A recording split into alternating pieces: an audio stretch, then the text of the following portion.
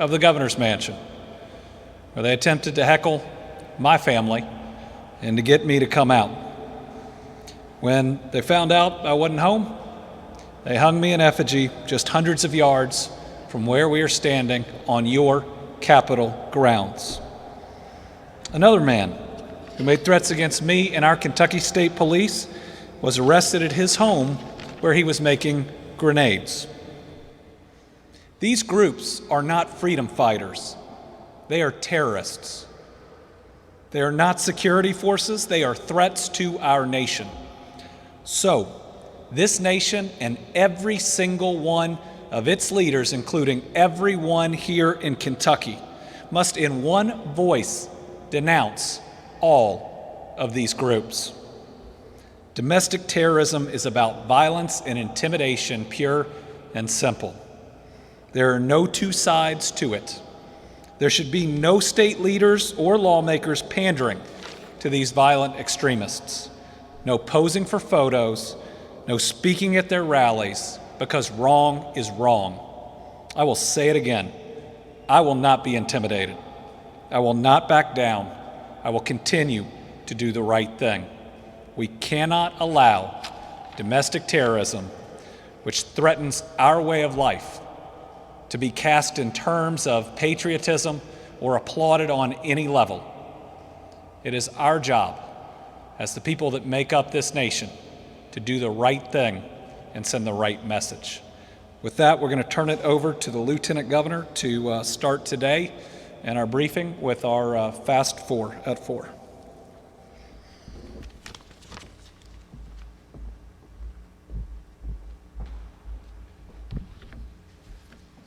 Thank you, Governor. All right, so with the Fast Four at 4, the very first one is the Team Kentucky Fund, and I have some great news to share. We partnered with the Community Action of Kentucky, and they have served as the hands and feet of our operation. And I'm happy to announce today that we have officially given $1 million in aid to Kentuckians through the Team Kentucky Fund. And this money is helping our friends, our family, and our neighbors. One story came to my attention about a single mom from Wayne County, Kentucky. And this woman lost her job as a data entry operator when COVID hit. She fell upon hard times and couldn't pay her utility bills, but she heard about the Team Kentucky Fund and applied, and she received assistance. She was able to pay her utility bills, and it was a big relief that she didn't have to continue to worry about that on top of everything else. So this is one example of the generosity of our fellow Kentuckians and what we're making possible when we come together. I want to thank CAK for their hard work, and I want to thank the Public Protection Cabinet for overseeing the Team Kentucky Fund. And here's one of the best statistics I've heard so far.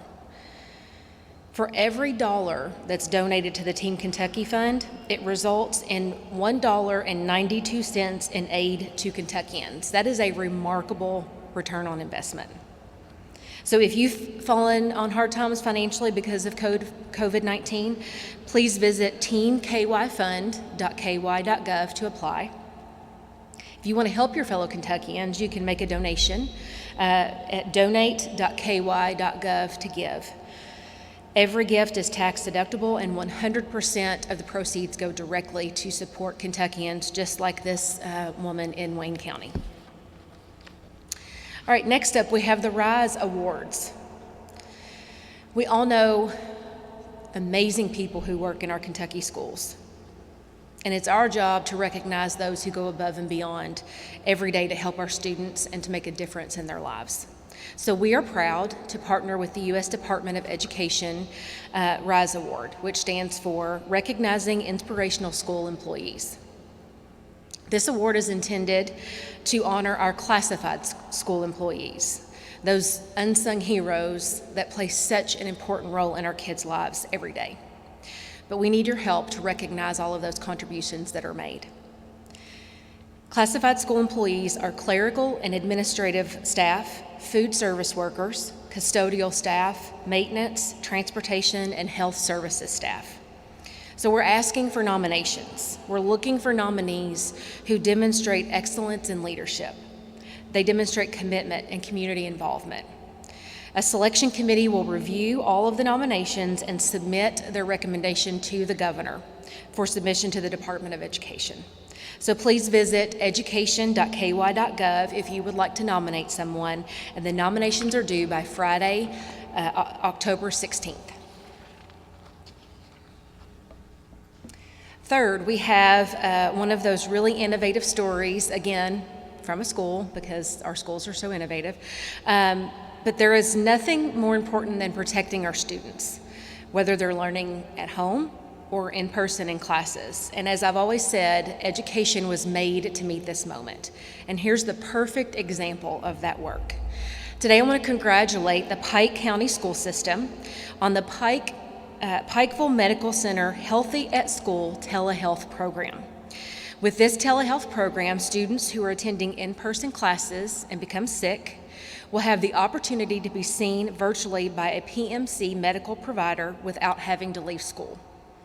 This will allow parents and guardians and caregivers to pick up their sick child from school, pick up any necessary prescription they may need, and go directly home. Many of the Pike County students live as much as an hour away from a medical provider, and so this is going to help when you consider the barriers of work, travel, and financial hardships. This partnership with PMC allows our students to see medical providers without having to leave school. Those providers will communicate with the school nurse or designee, and they will see the students through a high-definition video teleconferencing system that's sponsored by PMC. This is going to be available to all elementary, middle, and high school students in the school system, as well as faculty and staff. So this is another example of our students and our school communities going above and beyond to serve our children and making the best of a bad situation. That little girl looks like I do whenever I go to the doctor. I'm not a big fan of it either. So, all right, finally, for number 4, we have some positive social media to share with you. I've got the first picture that I've got comes from a family that visited Fort Boonesboro, which is the site where Daniel Boone and his group settled when they reached the Kentucky River.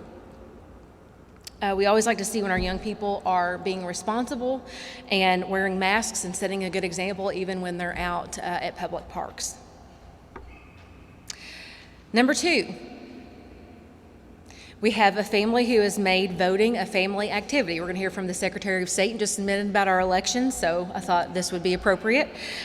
This family bought a book that's called a kid's book about voting to help their kids learn about the democratic system, and they perform their patriotic duty together by dropping off their ballot. So this is something that we do as a family. My husband and I are actually going to be dropping off our ballots tomorrow, Secretary, and Evelyn's going to go with us, and this will be her first time at the polls too. So that'll be a good experience for all of us. And last but not least, we've had some wonderful weather across Kentucky, knock on wood. And so I want to show you a picture of a family that visited an orchard in Bowling Green. And the mom, the woman in this picture is Mandy, and Mandy says even her 4-year-old wore a mask. And this is just an example about how young people get it, and we are so grateful for those of you who truly mask up for Kentucky. So that rounds out the 4 at 4, and so I will turn it over to our Secretary of State. If I can get my notes out of the way, Secretary. Thank you.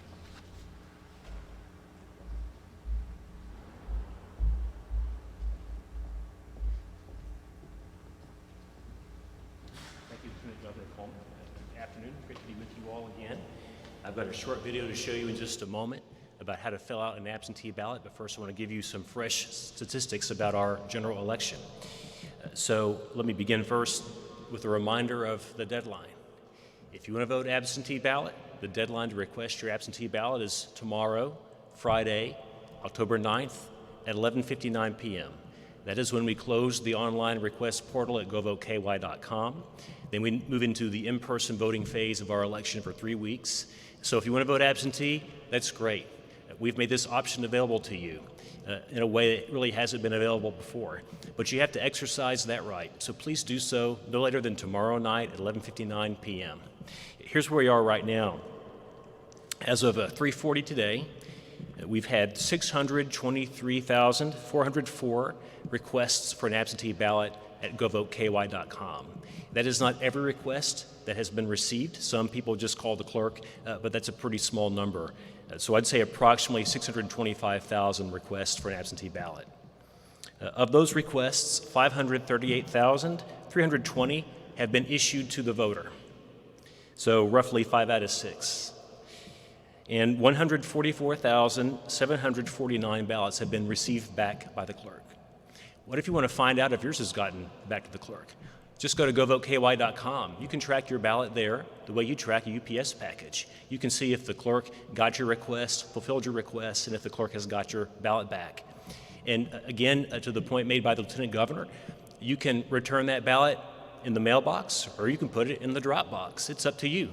We'll pay for your postage, or better yet, if you want the satisfaction of hand-delivering your ballot and knowing it's been received, drop it in the drop box, available to you from your county clerk. To give you some perspective, as of October 5th at 4 p.m., the deadline by statute when we closed voter registration for this election, we were at 3,561,028 registered voters in Kentucky. That's high. We had roughly 30,000 register in the last day, a huge surge at the end. And so we processed those numbers. 17.5% of Kentucky registered voters have asked for an absentee ballot. It's 36% in Fayette County, that's the highest. It's 4% in Martin County, that's the lowest. Let me tell you why I'm so pleased at where these numbers are. What we wanted, the governor and I, was to make sure that we had absentee ballots available for those who need them. This is a subjective decision made by the voter. Does the voter feel comfortable based on the voter's age and health condition voting in person or not? It's up to the voter. And we've preserved that, but we also didn't want to over-test the system with having more absentee ballots than we could manage with our current infrastructure that's not really designed for elections to be generally conducted that way. So here's why this is good news. 625,000, my guess is it'll be 700,000 by tomorrow night. That's right in the sweet spot. That's enough that we see that it's working, that the word is getting out, that voters who have concerns are able to utilize this effectively, but it's also not so many that will overwhelm the system. Surprisingly, this is fewer ballots requested, absentee ballots requested in the general election than we had in the primary, even though the general election turnout will be, I think, 2.5 times the turnout we had in the primary, which was already high. So we're right in the sweet spot, I think, to have a successful election and make sure each voter gets to exercise the choice in the way that he or she prefers. So again, tomorrow is the deadline to request an absentee ballot. Starting on Tuesday, the 13th of October, we're going to have in-person voting available statewide 6 days a week. This year there's not an election day. There's 19 election days. You can go vote Tuesday, Wednesday, Thursday. It's up to you. Do what's convenient and help us space out the crowds and ensure we can have social distancing. With that, I'm going to turn this over to myself with a short video. I'm Michael Adams, your Secretary of State and Chief Election Official. I'm here today to show you how to fill out your absentee ballot if that's how you're going to vote this year. So it should look like this. Official election mail. And here's the name and return address of your county clerk. So let's open this up. Here's what you're going to find inside. First off, you're going to have an outer envelope. This is addressed back to your county clerk. And look, we paid for your postage. Inside of that, you'll also find an inner envelope for your absentee ballot. Plus, there's more. Here's your instructions on how to fill out your absentee ballot. Please read these, and please follow these to the letter. This is to help us help you make sure your vote gets counted. Finally, last but not least, here's your absentee ballot. It's two-sided. Don't forget to turn it over. On the first side, you've got all the different candidates you get to vote for various offices. And on the reverse side, there's 2 constitutional amendments. Make sure you look at both sides of your ballot and exercise your vote. All right, take a blue or black ink pen and fill in these boxes. Decide who you're going to vote for. You can vote straight ticket, or you can split your ticket. And again, don't forget, there's 2 more questions for you on the back side if you want to vote in these constitutional amendments. All right, so your ballot's all done. And by the way, these ballots all look the same depending on where you live. There's no insignia that this is your vote. We don't know whose vote it is. We keep these secret. We protect your right. All right, put this back in the envelope. in the inner envelope. Just tuck this in here. And look, there's a little strip here of glue. You can lick it if you like to do that, but you don't have to. You can use a sponge. Seal this up real tight. And then note, it says right here, voter must sign here. That's not a suggestion. The voter must sign here. I want to be able to count your vote. So help us do that. Sign right here so we can compare your signature and make sure that it's you casting your vote. Now this flap, once we get this back, we tear this off with your name on it. And then you just got another ballot envelope like anybody else in the bin. That's how we keep your vote secret. Now you want to take this little envelope and put it in the big envelope. Another place to lick or use your sponge, seal that up tight. You're almost done. One more thing. See this highlighted strip here? Voter must sign here. So sign there. We've even marked it for you. All right, you're all set. Now you got a choice. You can drop this in a mailbox, or better yet, you can drop it off in the drop box we've made available to your county clerk. Either way, your vote will be counted. Thanks so much. And don't forget to vote.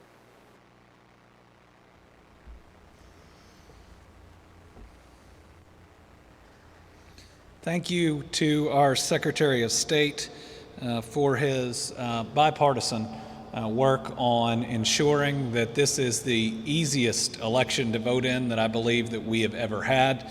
I believe that this is what leadership looks like, and when people can come together and put aside ideology, put people first, especially in a pandemic, these are the great results that we get. I appreciate his partnership, and I hope there's a lot that we can do moving into the future together, even beyond the current election. I want to thank Gracie Armstrong and the Atherton High School field hockey team for sending me their mask. We appreciate you.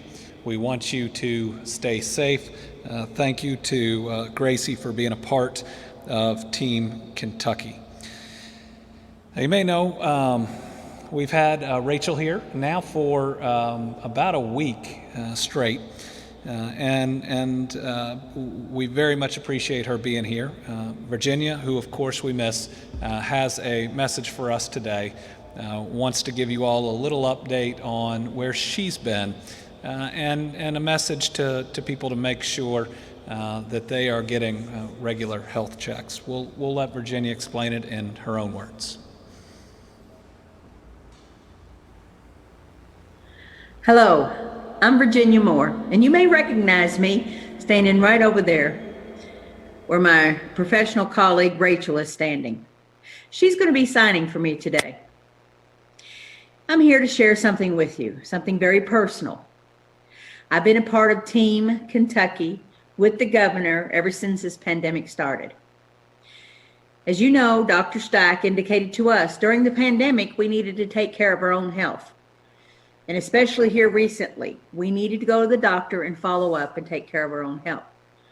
Well, I did put off some things. But I'm here to say to you all, you don't need to. I have recently been diagnosed as having uterine cancer, but it is stage 1, so I did catch it early.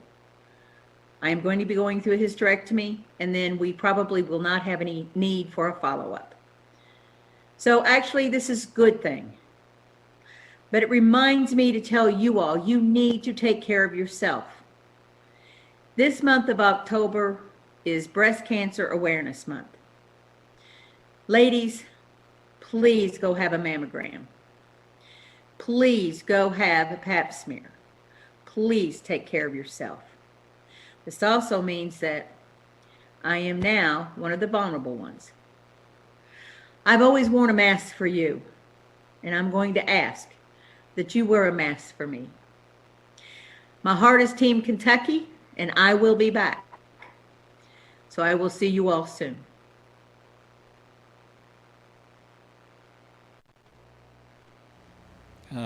To Virginia, we miss you. We love you. We know that you will be back soon. And today, I wear my mask for you. And I think all across Kentucky, you're going to feel the love that so many have and the support. We so appreciate you and everything that in many ways you started, I feel, across the country. and making sure that everyone can get the news that they need, that everybody counts during this pandemic and after. All right, moving into today's COVID report. Today we are reporting 884 new cases of COVID-19. That brings our total number of cases to 77,455. This is about 20 cases less than we had this day last week. It's about 200 more than we had in the 2 preceding weeks before that. It gives you an idea that, again, even excluding some of the backlog cases that came in yesterday, we are unfortunately on track to have the single largest week thus far in this epidemic. Our positivity rate, though, continues to stay certainly under 5% and actually creep down a little bit to 4.1%. Now, there were some questions the other day on positivity rate. We're going to talk about it in detail next week.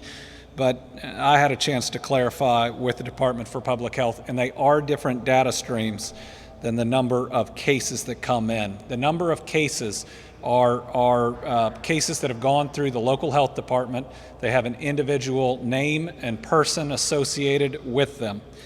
The positivity rate is calculated by the reports from labs that come in, the total numbers they have plus the numbers of positives that they send in.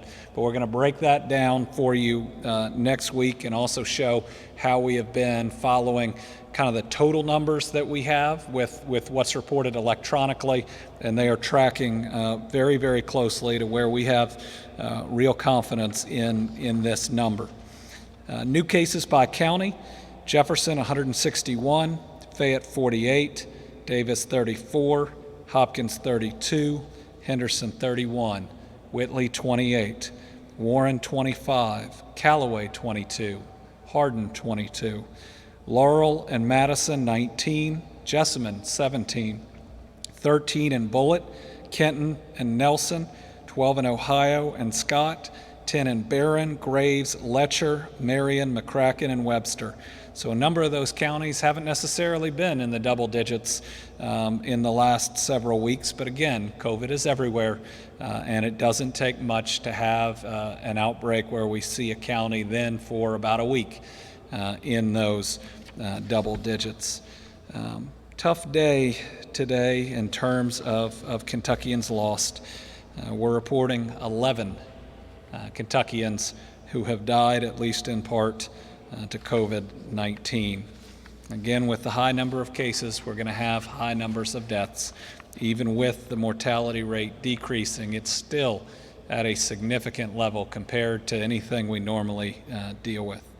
Today includes a 62-year-old woman from Bell, a 95-year-old woman from Boyd, a 60-year-old woman from Bullitt, an 80-year-old woman from Fayette, an 85 and a 63-year-old woman from Jefferson, a 58-year-old man from Jefferson, a 65-year-old man from Lincoln, an 86-year-old woman from Scott, and an 83-year-old man from Scott, and a 31-year-old man from Warren County.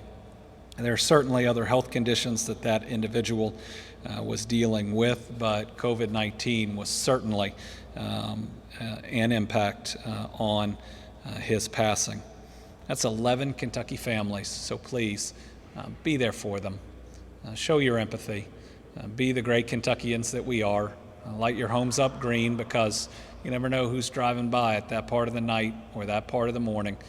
That may just help them know that you're out there and supporting them. And let's make sure we continue to ring those bells at 10 a.m. Every morning. If you know any of these families, please reach out. Tell them you care about them. Tell them they're not alone. If they need somebody to talk to, you're there. We've been there for each other thus far through this. I know that we will continue. Long-term care, which is the only area that we're going to have the update on today. 69 new residents, 62 new staff testing positive, 5 additional deaths that we have previously reported attributable to long-term care.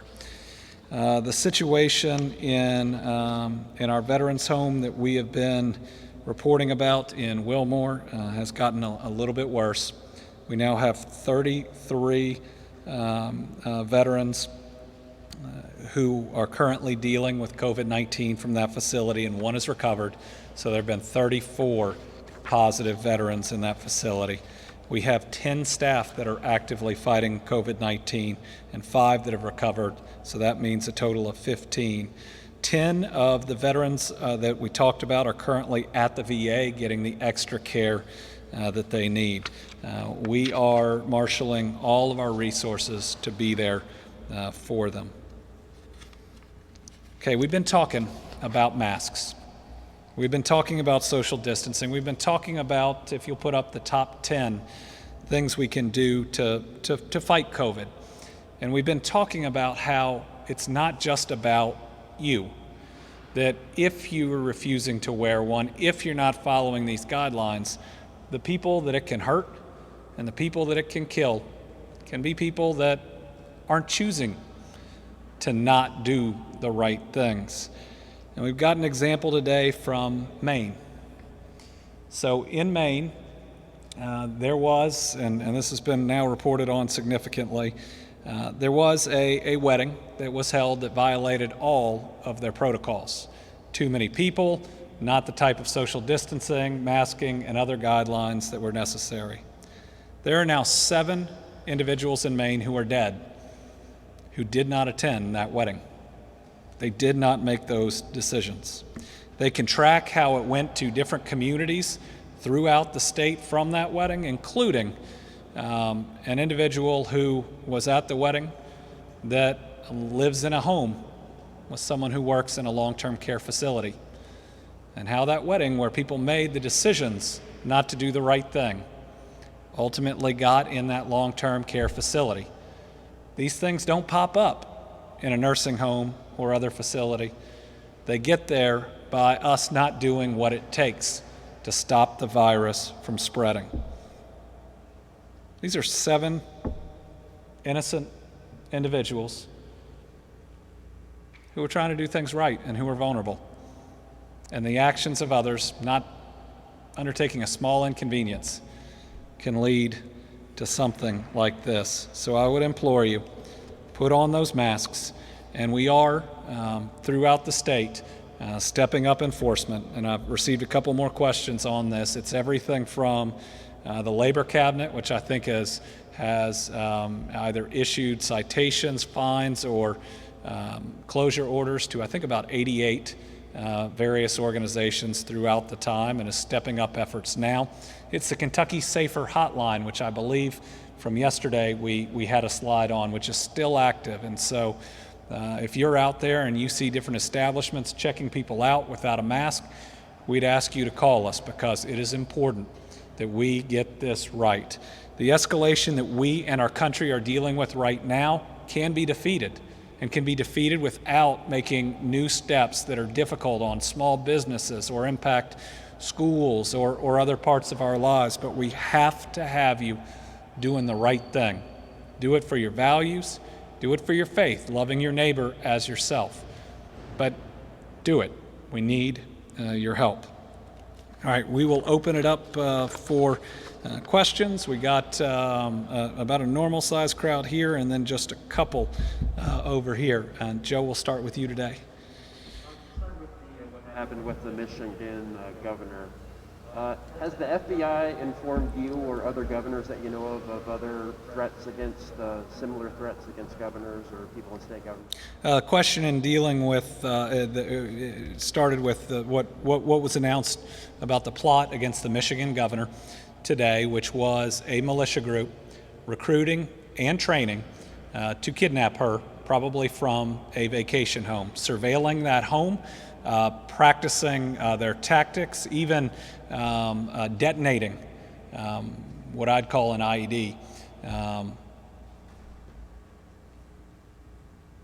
Very violent plans that have no place in this society. And this is a group very similar to those that we have seen people in this state that are supposed to be leaders standing with and riling up. We have to be so much better than that. Now, the FBI was involved in the arrest and raid of the individual who made threats against myself and the Kentucky State Police that was making grenades in his home, with kids in that home too. Otherwise, they communicate directly with my Kentucky State Police detail, which does a phenomenal job. At the end of the day, listen, I'm not concerned with my own safety. I have a lot of people around me that do an incredible job. What I am worried about is when we somehow encourage, embrace, or simply do not denounce groups that are engaging in domestic terrorism, then the opportunity for them to harm others grows each and every day. And it's wrong. It is absolutely wrong. Governor Whitmer and her family shouldn't have to go through what they're going through today. The threats that have been made on others and are made online seemingly just about every day against a bunch of us. The other day, I had to be taken out a different way because of one. I mean, this is, we got to be better than what we're seeing. Since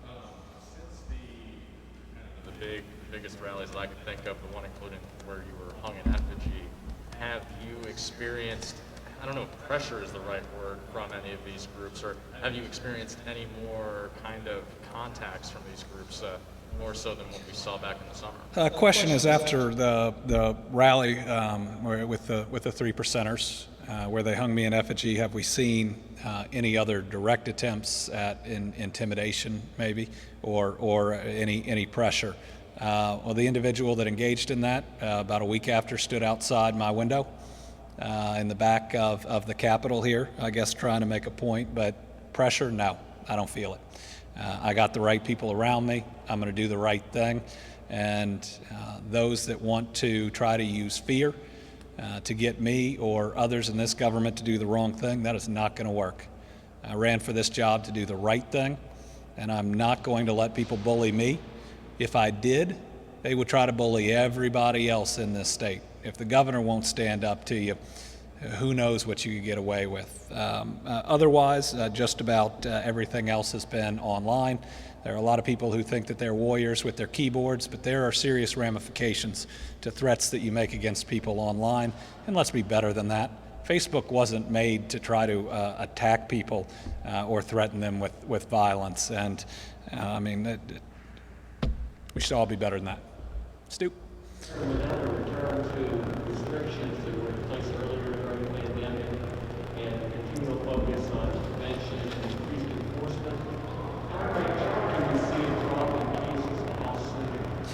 The question is on this attempt to step up enforcement, to continue where we are on various restrictions or capacities, as opposed to taking other steps. How soon do I want to see?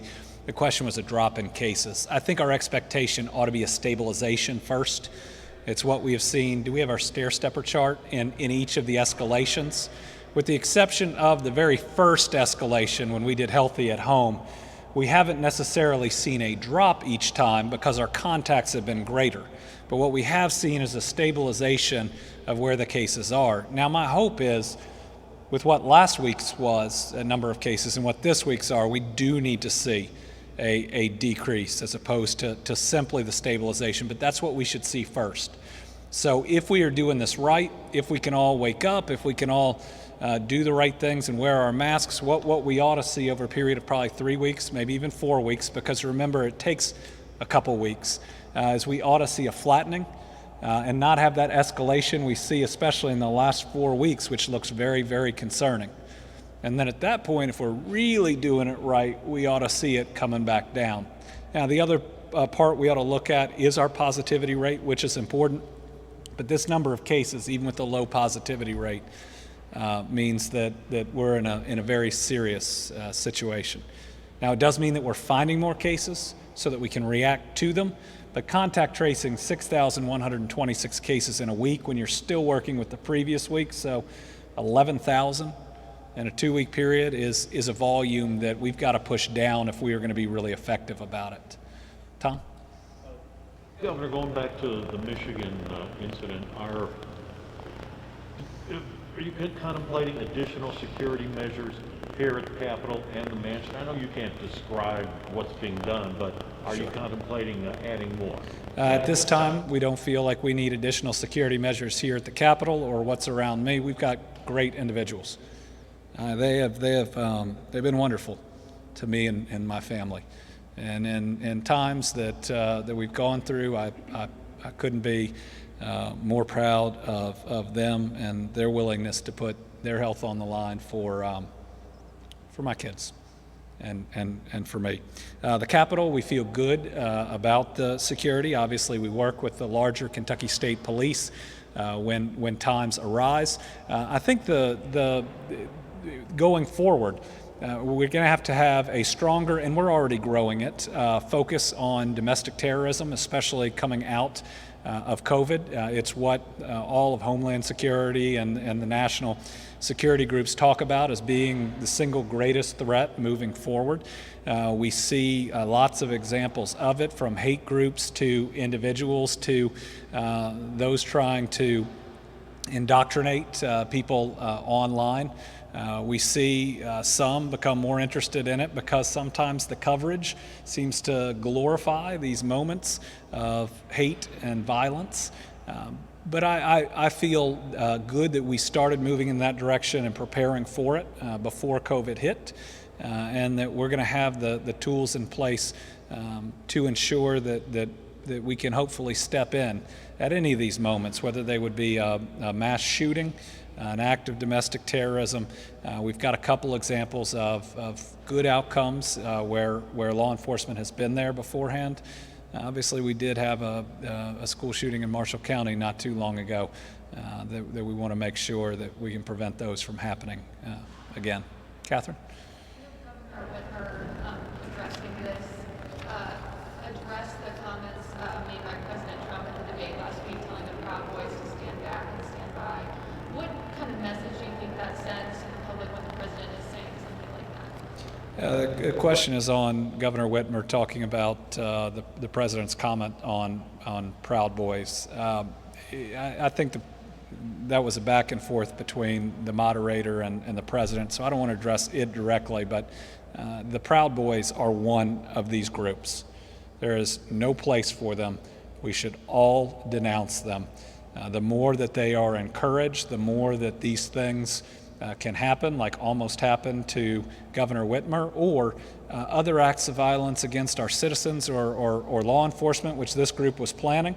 And that individual here in Kentucky making grenades that threatened the Kentucky State Police as well. I mean, we just got to be unequivocal in our denouncement. But here in Kentucky, we've seen lawmakers rally with them. We got to be better than that. If we can't say absolutely no to violence and groups that are prone to violence, militias that talk about overthrowing governments, there's no place for that in a democratic society where we're supposed to be able to disagree. And we have not just the possibility for civil discourse, but civil elections, whereby that's when changes are made. Nick? My question is from rural Kentucky. It's about rapid testing. Obviously, larger cities have more availability for rapid testing in terms of driving up and doing it. In rural Kentucky, it seems that is not available, and so many people are going somewhere to wait for results for 2 to 3 days. Meanwhile, could be spreading it in rural Kentucky. Is there a need for more rapid testing in our corners and nooks and crannies of the state? Question is on testing in rural Kentucky. Can you put up the testing locations? We certainly have a lot of testing locations in rural Kentucky. We don't have as many drive-through sites like we have in some of our major urban areas. Monday, we're going to be talking about a program that we have just started to help address that, where we're working with at least 4 of the larger rural local health districts, increasing their access to testing, and even creating mobile units within them to hit different parts of their sets of counties where we believe there hasn't been as much testing. My belief is that is PCR testing, which is the gold standard, the most accurate. Now, when we talk about the term rapid testing, it can mean a wide variety of types of tests. There's the Abbott Now one that only takes 15 minutes. There's the one that's coming out that you just have to have somebody watching you. Those are less accurate, but they can have a good use in certain areas where you need quick results. And so we do believe that we will be able to provide those in rural parts of the state, but for the right populations where they're needed. So think about rural nursing homes where they're being sent to, where you could test the staff every day and get that 15-minute test back. If it's pretty accurate, at least you catch something before it comes into the facility. And we've got a couple of other areas there. But we have also wanted to make sure that we have available high-quality testing in all parts of Kentucky. And so Dr. Stack will be talking about that on Monday. We've got it up and going in a couple of areas. The Christian County Health Department, which it may be the Pennyrile, that serves a big area, but located there, is one that's already up and running and has done a little bit of media to promote it. Do you think rapid testing will not be as easily accessible in those areas as it is in bigger cities? I think with the amount of rapid testing that we are getting, that we will have it available in all parts of Kentucky, but in areas that it makes sense, given that it is not as accurate as the PCR testing. And so I think where it's available is going to be based more on the activity than on the density. Areas like our prisons, with corrections officers coming in and out, we're going to try to put it around more vulnerable populations or where we just need that instant information. But we're seeing a lot of testing, and we're seeing it around Kentucky. But maybe one thing we do need to do is communicate better in every single area what all of the different testing options are, whether it's free, what you have to do to get on for it. I mean, without a national testing plan or strategy, states were left to create these types of networks. And I'm pretty proud of where we are in Kentucky based on where we started. But what it did require is that we get up and going so fast that as opposed to one major network, it's a whole bunch of different groups that are out there that have to have different IT infrastructure, because you have to get the names and the health information and the way to advise people using different labs in different places. Now that's going to be the system probably through the end of this pandemic, but in the future it does suggest that one coordinated system where you can track all of the results would not only be preferable and get people their results sooner, would have one area where you could sign up that could then go out to those that perform the tests. It's certainly something, if we face another pandemic, our response would be better. Joe.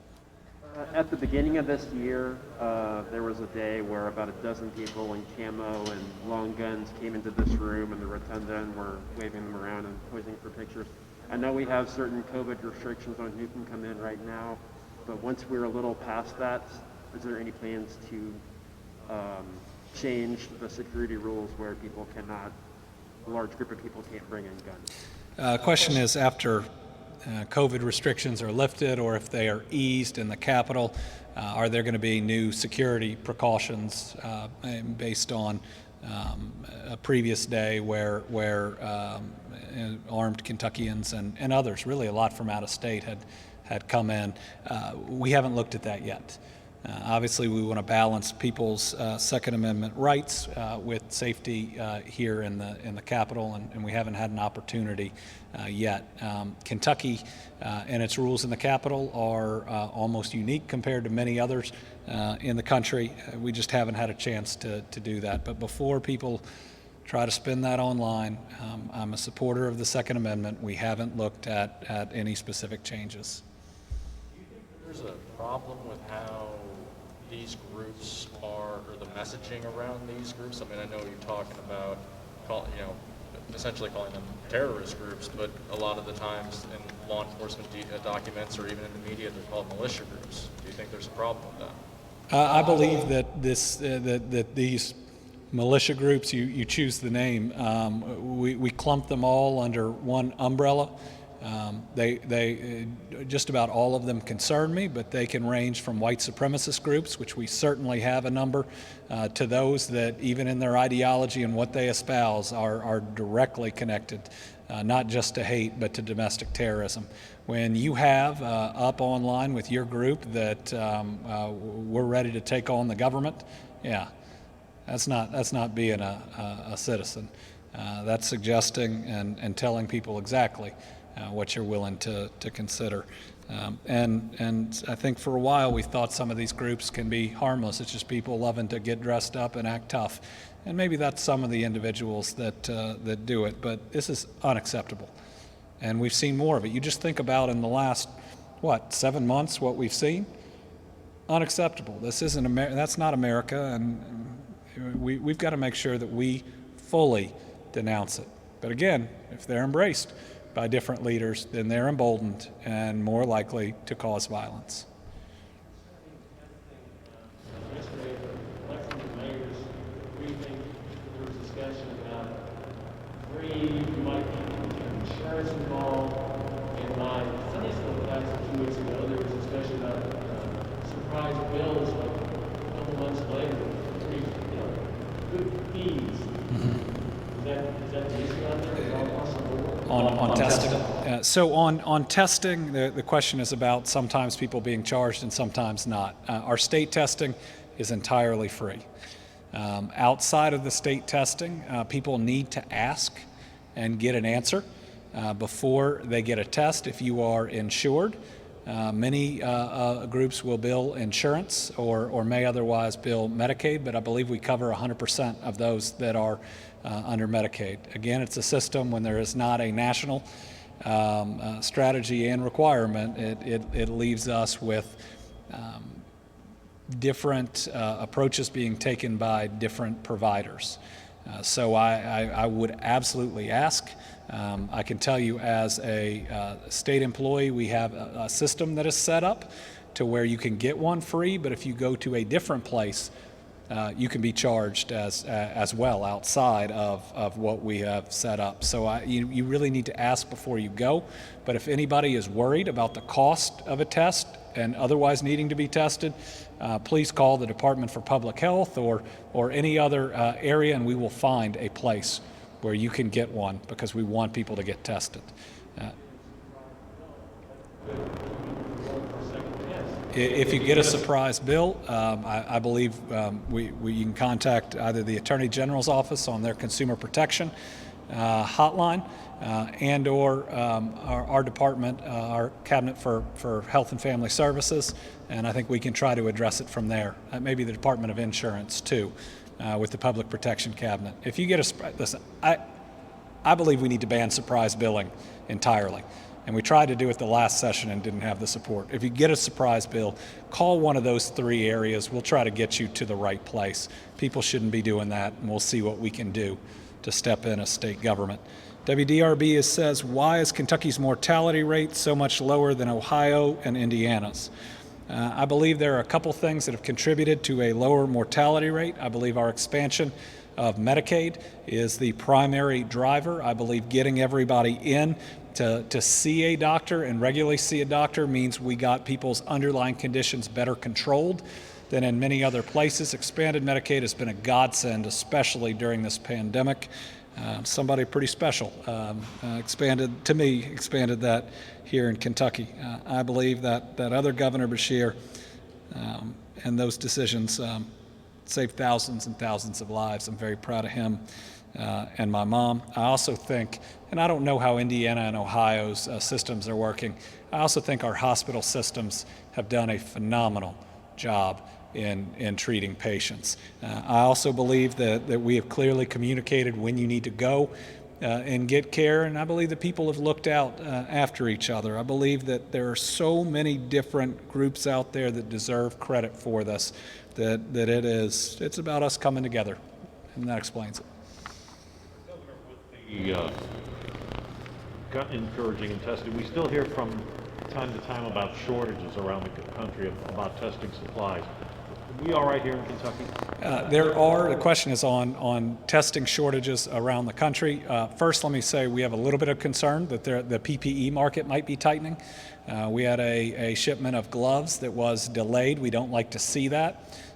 But we saw some of those indications about a month and a half ago, and then it loosened back up. So we'll keep you advised on that. Testing supplies in some of the platforms, because again, with the way that we had to ramp up testing across the nation, there are dozens upon dozens of different testing platforms that require different supplies. Some of those are still having some significant shortages, but overall in Kentucky, I think we have a healthy supply of testing capabilities. A lot of that is driven by at least 3 labs here in Kentucky.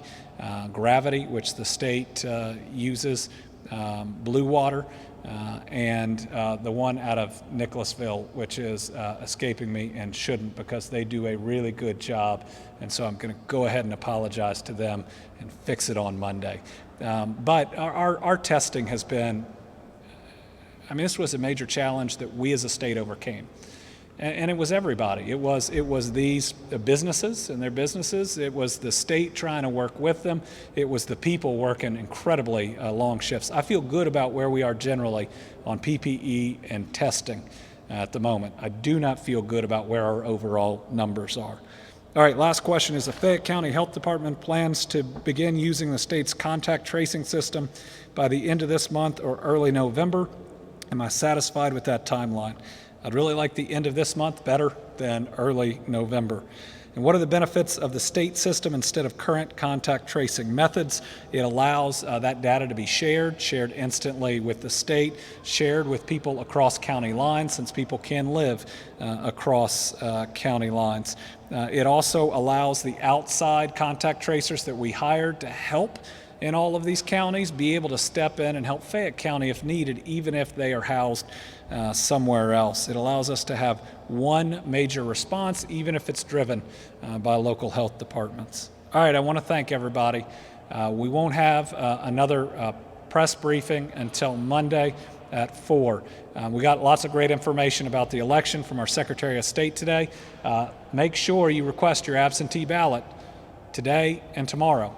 That deadline is tomorrow. Go online and do it now. I believe that there's a lot of other people out there that still want to vote absentee. You have got to get online, govoteky.com, and do it now. If not, you're going to need to begin early voting October 13th, and we'll talk about that a whole lot. It's good to hear from Virginia today. We wish her the best. She's a big part of Team Kentucky. Rachel is doing an amazing job, but I know we will both be happy when you and Virginia can sub in for each other. And finally, wear this mask. Those 7 people that didn't attend an event in Maine where people didn't follow the rules but are now dead, it's not fair, it's not right. Our actions can harm other people. Let's do the right thing. We all claim to be good people. Let's step up and prove it. We'll get through this. We'll get through this together. We'll see you on Monday.